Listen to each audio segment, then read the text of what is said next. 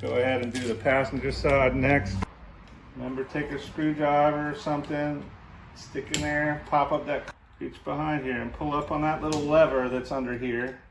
If you rotate it, you can feel the lever. So rotate it, get the lever pushed, push it back down flush, and then push the wiper blade out of the hook. If you see the hook there, you'll understand that's what goes over. That's what goes over that bar there.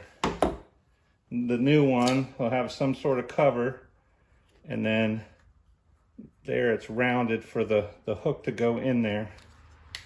So the same thing, pull this cover up, pull that cover up, and then slide this hook down in there, and then pull up until it stops. Snap that cover down. That's going to hold it in place. Pull off the protective sleeve. Windshield wipers are done. Hope that helps.